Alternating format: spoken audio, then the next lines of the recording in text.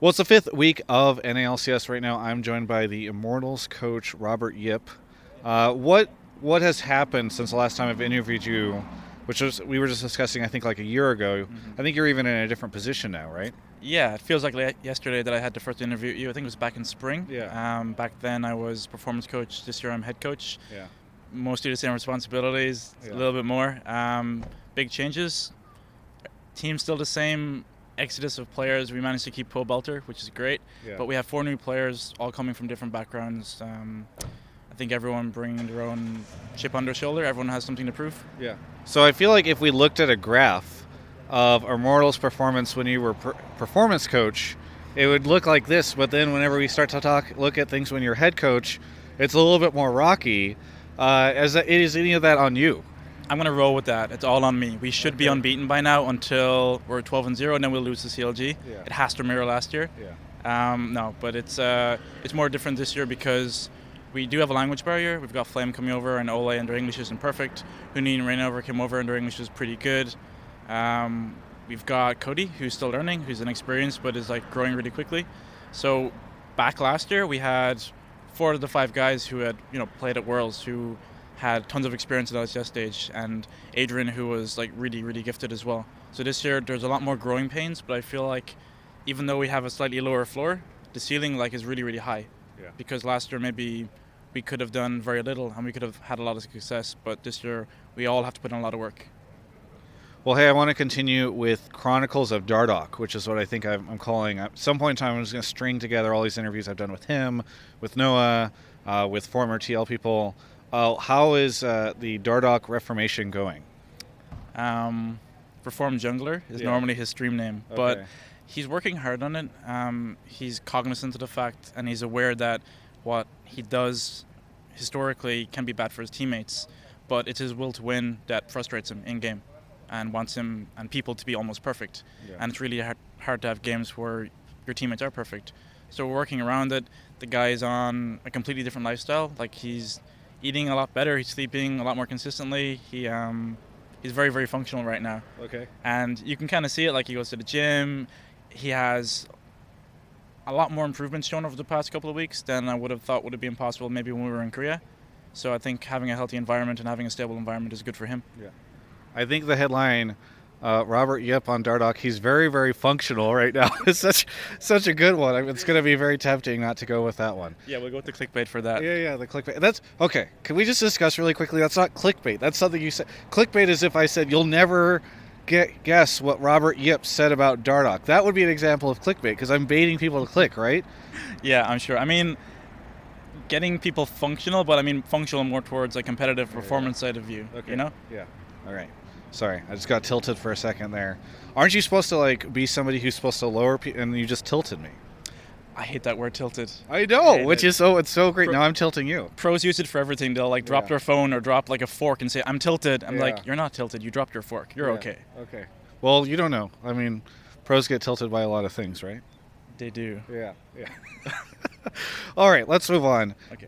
One of the interesting narratives for this year, I feel like so far, has been this jungle versus jungle narrative. We've got Moon, Acadian, Dardoch, just so many interesting personalities doing interesting things on the Rift.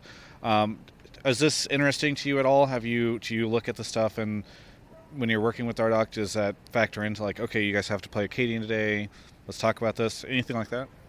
I think for Josh, when he's talking about other junglers, he thinks or knows, I'm pretty sure he knows he's better than everyone else. Okay. So he's not scared of anyone. He'll take almost any jungle matchup. He'll take any situation and he'll roll with it. As a team, we're in a carry jungler kind of a meta. So most teams, you have Moon, you have Contracts, Dardoch and Acadian who are doing really, really well. And that's probably down to the meta and the team playing around jungler. And Josh really enjoys it when his team plays around jungler, which is great. But he's also had games where he's had to be carried a little bit. But I think he has to learn how to work with his team. The team have to learn how to work with him. But I'm pretty sure even when the meta changes, he'll still be the best any jungler. Yeah. I did request an interview with him today. Unfortunately, he was a little busy, but do you have any ideas on what his response would be? Because last week I interviewed, or no, it wasn't last week. Maybe it was 2 weeks ago. At some point in time, somebody interviewed Acadian. It might have been Ovely, and he said that he really wanted to face Moon again because he felt as though Moon was the only jungler that had outclassed him. Mm-hmm. But then today you guys just beat Echo Fox. Any idea on what Dardoch's words would be about that subject? I think he would probably say that he's looking forward to playing Reignover. Okay. I think Reignover is still historically the jungler that he looks up to the most, and if he can consistently beat him, he knows that he's improving himself. But like I said, he still thinks he's the best jungler in NA by a good margin. Yeah. Very good. Well, let's talk about Flame, actually, because I'm curious to see how he is integrating into the team. Obviously, such a landmark player, so many people interested in him. From behind the scenes, how's that going? When we had an interview with him before we were signing a top laner, he was very open to speaking English, answering as many questions as possible.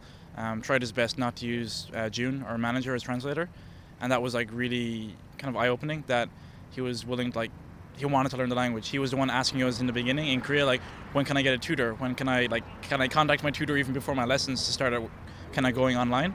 And he's doing that. He's trying to speak almost entirely in English when he does interviews, when he does post-scrim review. So for that, I think for someone as old as he is, or kind of long as a pro, to want to learn a new skill, it's kind of it changes things, because you kind of get the idea that Koreans come over for the money. If they leave Korea, they have aspirations we'll do a little bit less, but we'll get paid a lot more.